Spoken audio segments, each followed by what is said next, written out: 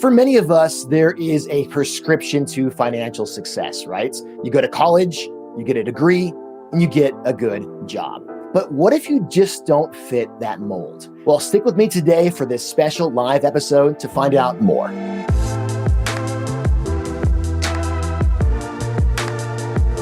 Hey, what's going on? I'm Benjamin Gottlieb, and you are watching Learn with Shopify Live. Joining me today, Tan Chowdhury. He's a dropshipping and e-commerce expert, and he has strayed away from that traditional path of making money.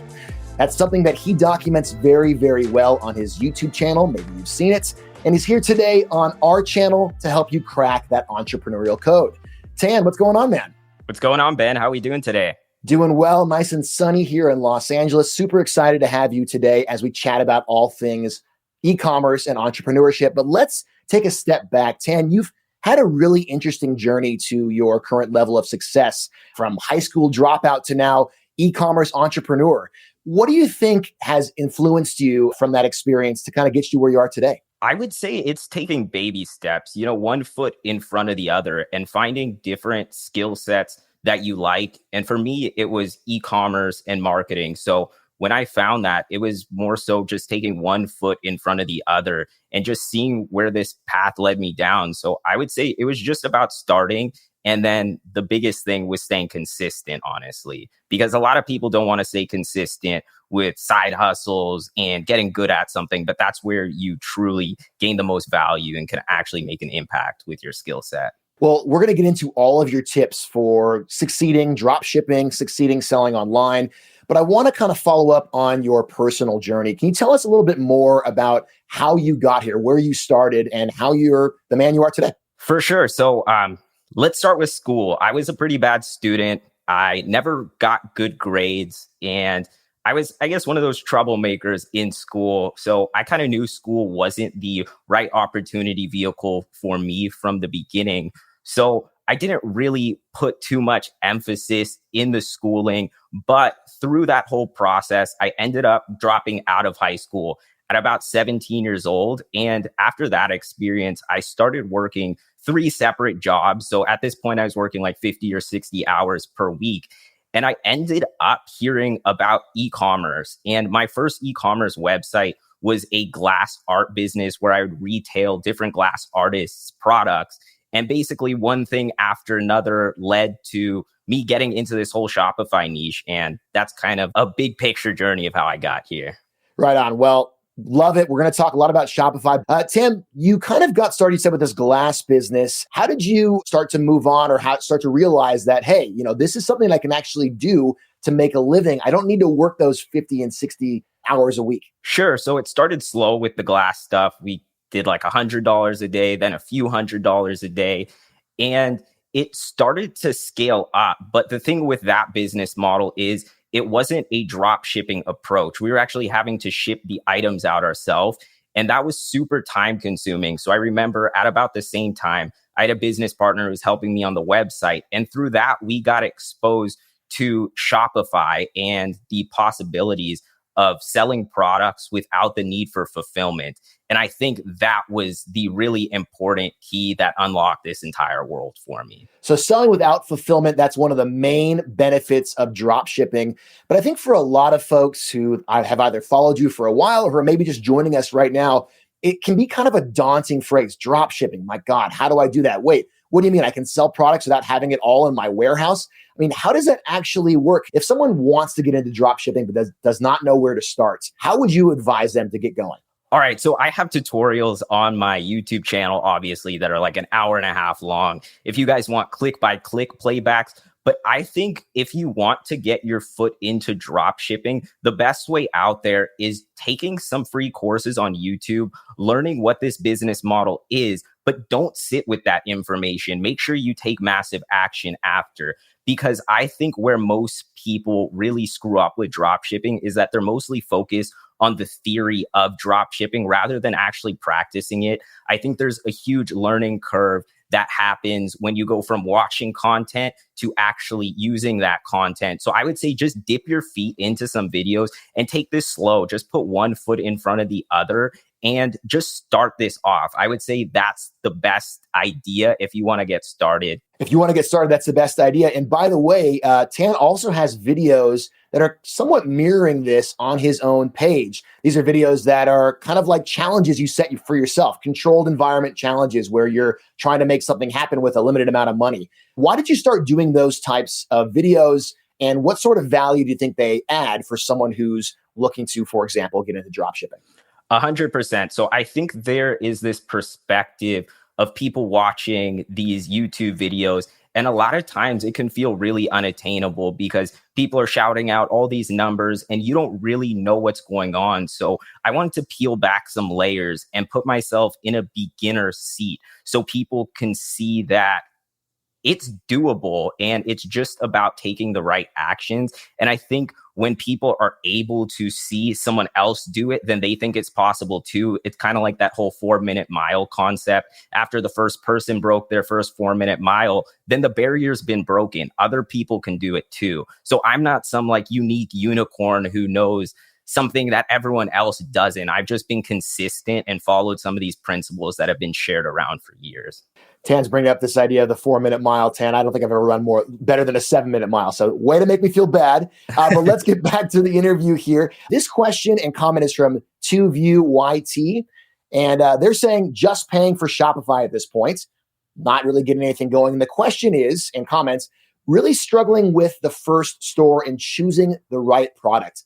Found one product with de-essers, then somehow added 20 other products, feeling overwhelmed, never launched or opened a store. What is your best advice?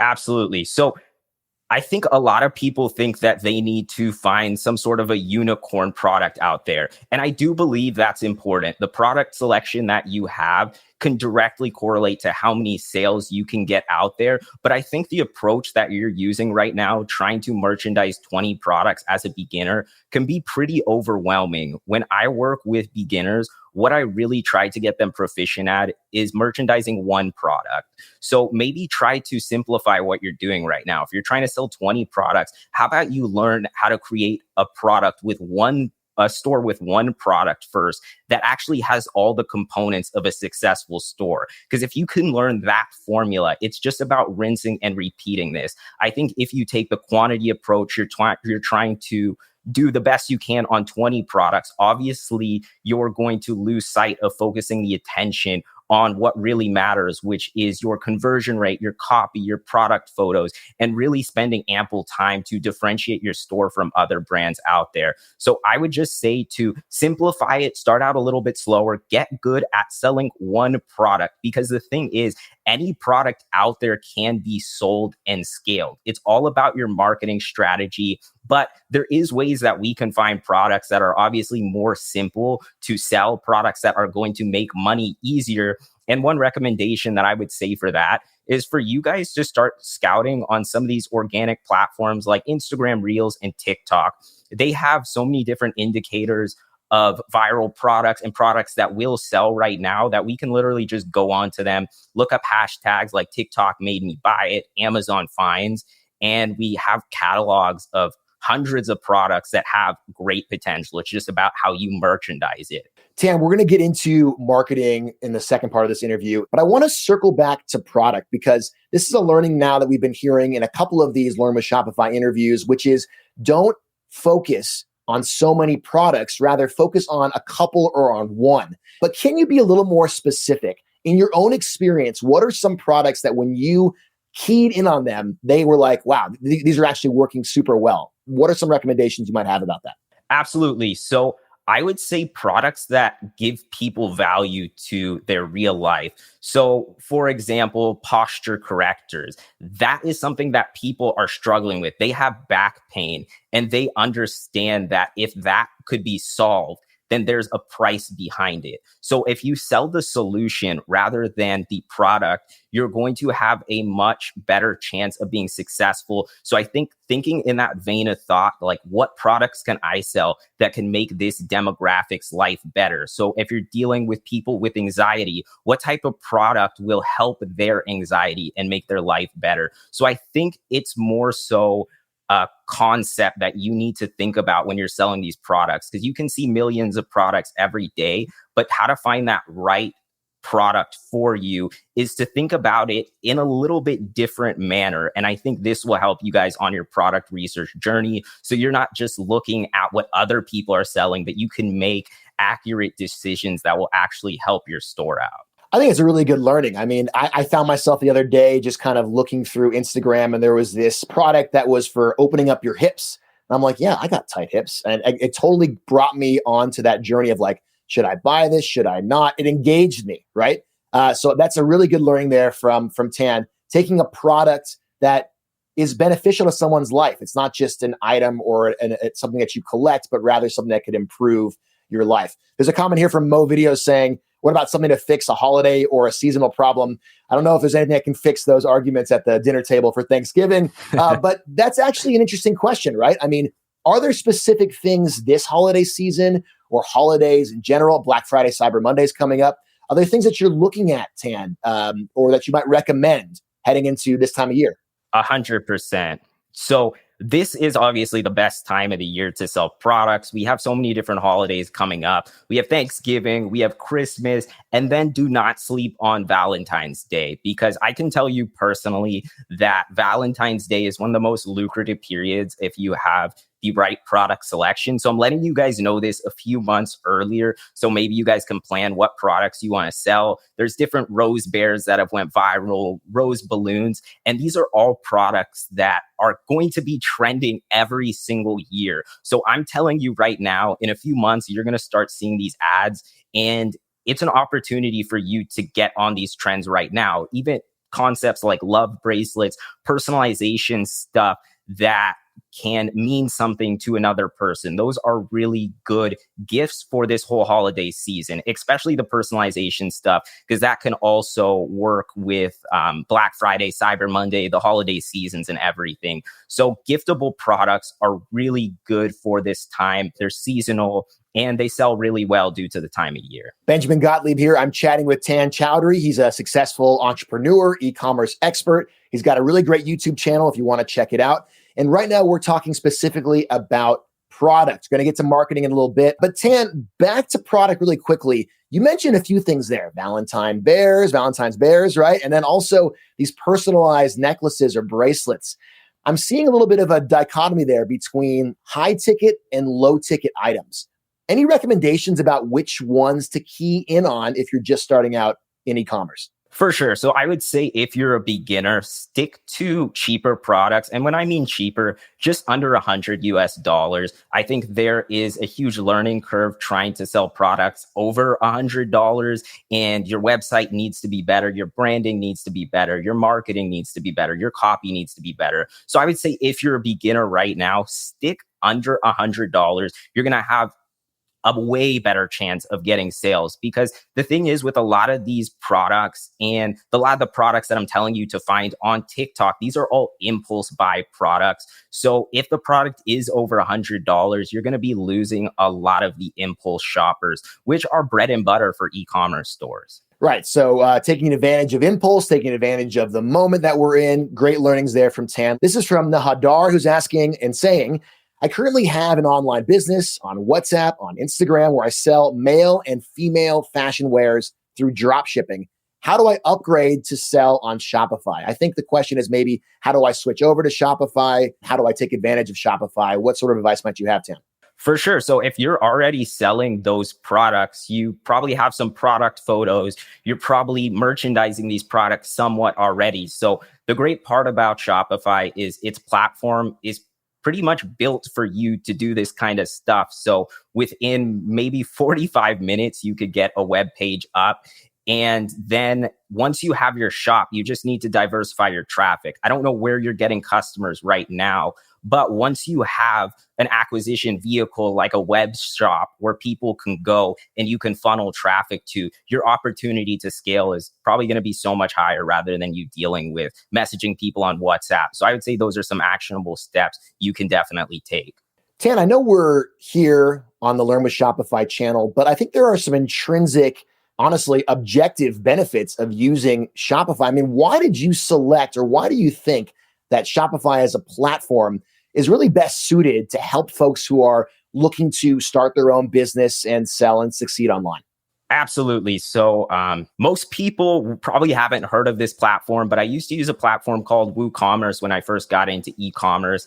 And if you guys don't know how some of these other platforms work, they're really clunky, they're really old. So, when I found Shopify, it gave me all the access that I need. And I think for all the beginners out there too, it's just so simple to get a website off the ground, and then having their app marketplace where you can literally connect any application that you need. It just makes life so much easier as an e-commerce business owner. And I truly think without Shopify, like, I would not be here today. So shout out to Shopify for creating such a cool product. We appreciate that, Tan. Tan Chowdhury is with me here. We're talking e-commerce, we're talking drop shipping.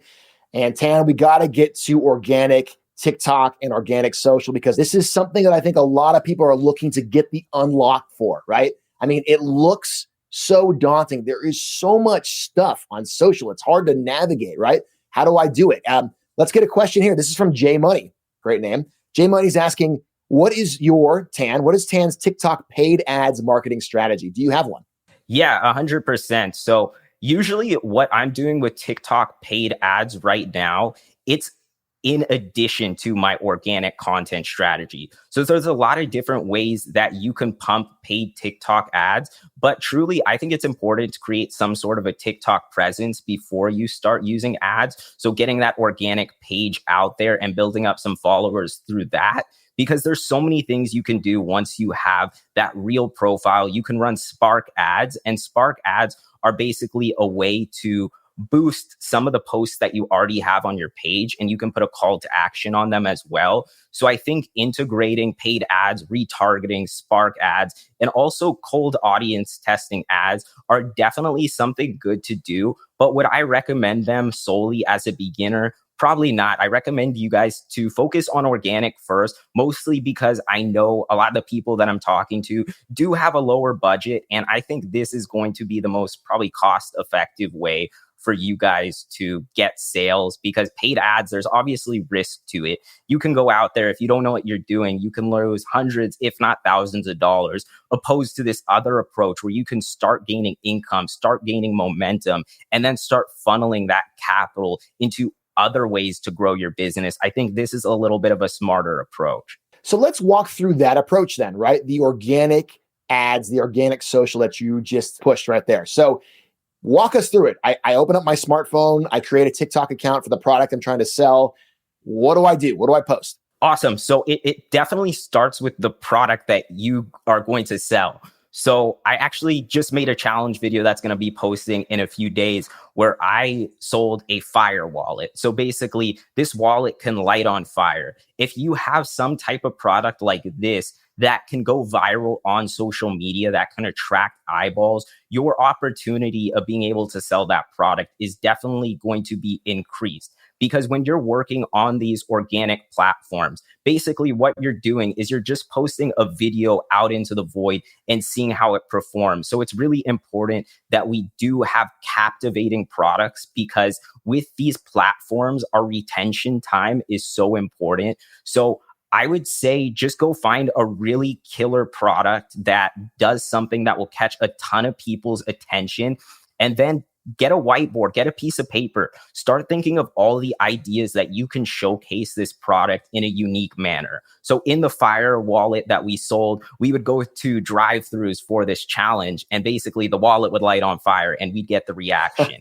So you need to think about things a little bit differently if you want to go viral with social media. How can you get the most amount of eyeballs? And if you get those eyeballs to your product, then what you can do is you can funnel them to your website. And this is where you can start making income. So I think this is the easiest approach, and honestly, the easiest way to drop ship right now. There's no excuse not to do it, because it costs no money to get started. Costs no money to get started. Let's look at a few other questions here. This one is from Danjify. Danjify is asking, should I sell products in the US for higher sales, or should I sell them local in my own city outside of the US? Absolutely. So It can be worthwhile trying to attempt both of these. I think if you're going after the largest piece of the pie, obviously you would want to advertise in the US. There's more buyers who will purchase your product. But the cool thing about advertising in your own country or your local area is you're really going to know them best. So, for example, I've had students who took a product that was being sold in the US. They took their website, they translated it to German, for example, and they turn their copies with German writing as well, and they advertise that, and they're able to tap into a whole new market because obviously the people buying that product maybe don't speak English. So I think that's a good opportunity. It just depends on what your market size is. But I think it's great to get started selling products in the US as well, because that's where you're going to be able to track the most eyeballs. So you're talking about localizing content for the country or the language that you're targeting there. 100%, which can be insanely successful because there's so many products that have went viral in the US already. And most people don't realize this, but there's not too many e-commerce companies or especially drop shipping companies that are targeting some of these countries. So I think there's a lot of opportunity out there for people who live in different areas. Yeah, perhaps that's the next frontier for folks looking to make a difference, looking to make an impact, selling online, targeting other countries or the country that you live in right now. I'm talking with Tan Chowdhury, entrepreneur, YouTuber, e-commerce expert. We're answering your questions as well about how to succeed selling online. How do you get your schedule on track? Like, do you have any scheduling tips for folks who are looking to start selling online, making sure you're on the right track, making sure things are moving efficiently, products are getting where they need to? Awesome. Yeah. So I think it's really important to prioritize tasks that you're doing. I use this little calendar that I actually made for some of my students that helps you determine where your priority is. I think one tip is just making sure that you're listing all the activities that you're trying to solve. And also another concept that I really loved is learning to calculate your earnings per hour on certain tasks. And I think this concept here is going to change some people's lives because I know it changed my life because when I got into e-commerce, I tried to do everything, legitimately everything. I was juggling 50 things at once. But one activity that I did, which helped me overcome this, was I wrote down all the activities that I did and I attributed a number to it, a dollar value that I get paid every time I do this task. And I want you guys to go out and do this as well, because what you're going to figure out is that a lot of the tasks that you're maybe doing for your e-commerce business do not generate revenue or generate significantly less revenue than your highest ROI activities. And that's where you can switch your ideology up a little bit and you can start hiring people for these tasks that you realize are not going to be successful for you because you know you make $100 per hour doing marketing, but you make $5 per hour doing customer service. So why don't you hire someone for $7 an hour, plug that gap, double down your time on that $100 per hour task, and that's how you're going to get more out of your schedule and actually be able to create a company. Yeah, it comes down to understanding your worth, right? What is your hour of work worth? And that's something that can be very personal. And it's important to determine, to come up with some sort of projection, because then you can start to build and grow, build your team, build your business, build your wealth. There's a great question down here, Tan, from Carlos Jojo. And Carlos is asking, how do I solve the problem of shipping times and refunds? I'm imagining that this user or this drop shipper, this e-commerce entrepreneur is maybe have some trouble when trying to send things back when people return items.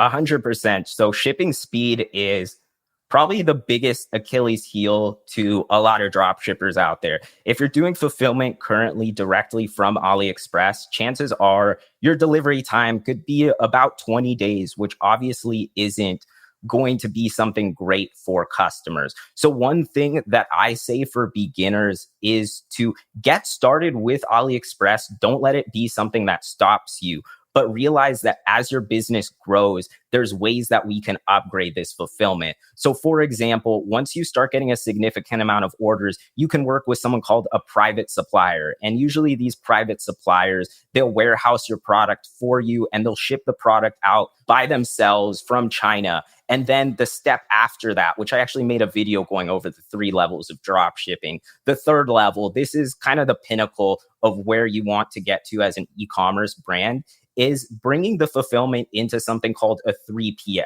Because a 3PL is going to be a fulfillment center that ships the products out for you, but you're still able to maintain that drop shipping model. But here, we're going to be able to achieve 2-day shippings. We're going to be able to manage returns a lot easier. But here's the thing, if you're still in that AliExpress drop shipping point and you're facing refunds and you're facing all these different objectives, then one thing that I would really double down on is customer service. I think that's something so important. Your customer service agent can add so much value to you. So just by creating the right templates to tell customers or letting them know when an item is not going to be delivered on time, these are little things that you can take that give customers better expectations. And I think when the customer has expectations, usually they won't be surprised and ask for a refund. So I would say those are some actionable tips you can take and some steps that you can look at big picture.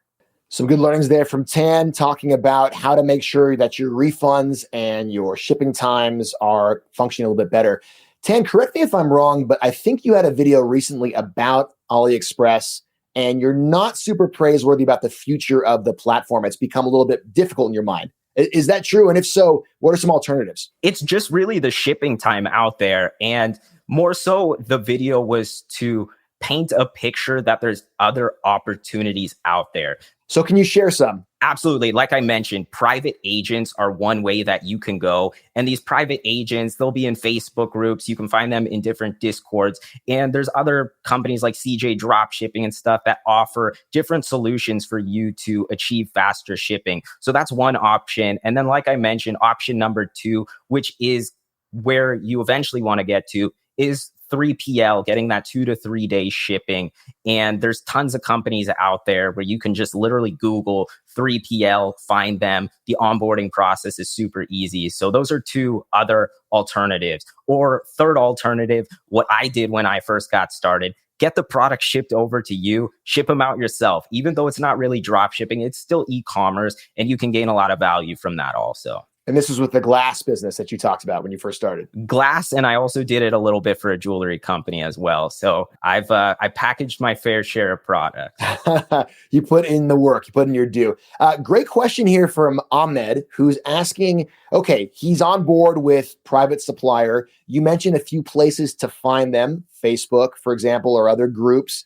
But Ahmed's asking, how can we find the right private supplier? So I guess, in other words, Tan, how do you vet somebody?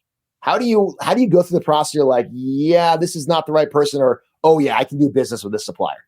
One metric that I would say to look at with any of these suppliers is to get past tracking codes from them. Because the thing is, a lot of people will tell you, oh, it's going to get delivered in 10 days. It's going to get delivered in 12 days. But you obviously want to see that, and you want to see the shipping time for quite a different variety of regions. So what I usually recommend, and what I do when I am working with an agent, I try to get past shipping codes from multiple locations so you can see real-time delivery in the US, how long that took, and some of these other countries that you're advertising to as well. So I think that's one great way. Absolutely. This is actually a more specific question from Zakaria Barak, and they're asking and saying, I'm selling a facial LED therapy device, started promoting it on Reddit and comments and chat. They've gotten 2 sales so far, but nothing is sustained. They launched some Reddit ads today, but what should they do next? That's awesome. You got some sales. Getting sales is pretty difficult. So congratulations. But what your step should be now is trying to build a brand presence. So I think you should go out there, create an Instagram page, create a TikTok page. And if you don't have the product in your hand yet, I would order it and start shooting content with this. Like I'm telling you guys, this organic landscape that we're in, where we can upload pieces of content, get millions of views, get visitors to our website. This is the most simple way in e-commerce right now. And I think if you do have cool problem-solving products like that LED face mask, then as long as you're displaying that content in a viral manner, then you're going to be able to attract a lot more eyeballs to your product than any of the other methods like using Reddit and stuff like that. So I would say that's a great organic way to get started that requires no upfront capital. You're talking a lot today about how the landscape of drop shipping is, how you can be successful using organic ads or organic contents on social. But you've also seen how this industry has shifted in the years that you've been working in it.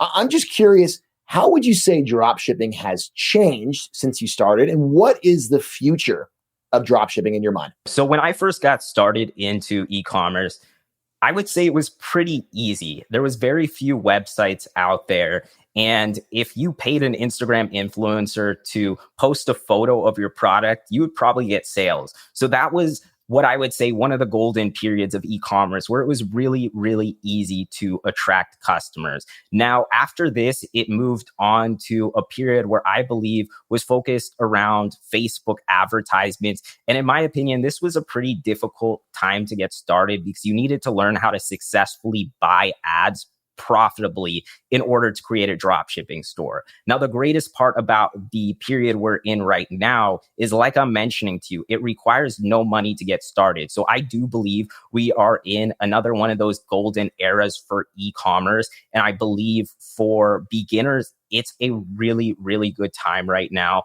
because the actions that you need to take to get started really are not that difficult. You need to design a Shopify store, you need to order the product, and you need to shoot videos and post it on social media. It's 4 steps, guys. It can't really get more simple than that. There you have it. Can't get more simple than that. Speaking of setting up your Shopify store, anything that you found that has worked better than other things, right? When setting up that store, I mean, what is it that's really, in your experience, useful when setting up a store and putting stuff on your website? Sure. So it's definitely how you merchandise the products. And this is going to circle back into that concept that we mentioned before, where the gentleman asked about having 20 products versus that one product. Right. So this is where I would say to position your product as the originator of that brand. So for example, a knockoff product is never that cool. You can have the Flame wallet or whatever. But if I was selling that from a website like Amazon, if it was a general store where I sell any products, that product really wouldn't look that special, right? So what I like to do with my websites that are focused around one product is we try to position ourselves as the originators of the brand. So I try to have the brand name relate to the product. So for example, if you're selling that wallet that lights on fire, you could name it, Burning Wallet. Flame wallet. Right. I got you. Exactly. Something under that vein of thought where you can focus your branding around that. So I would say being congruent with what you're doing, make sure that you have a color scheme that's not all over the place, choosing simple colors, making sure that you're putting a lot of emphasis on your copy. And then I would definitely say product photos are a very important part as well as copy and other aspects like that. So there's so many different things that go into building a good Shopify store, but I do think simplicity is key. And by the way, if you don't have your store or you're looking to start a store on Shopify, head to shopify.com and you can start your own 14-day trial there. Tan, this has been such a great interview. It's been so fantastic meeting you. Just one more question. I would imagine in your career, you've had successes clearly and also failures, right? You've run into problems. Were there any times where you were like, yeah, I'm done. This product's not working for me. I got to put it aside. And where do you draw the line? How do I know when it's time to move on from one product and start trying to sell another one? It obviously depends on what actions you have already taken. But if you're running paid ads and you're not profitable for a few days, that's obviously a period to move on. But let's think about this in terms of the organic content approach that I told you guys. Let's say you order this product tomorrow, you start shooting content for 2 weeks and you're not seeing results. So I think what you should do there is you should really ask yourself, number one, are you putting your best foot forward with the product that you have and the videos?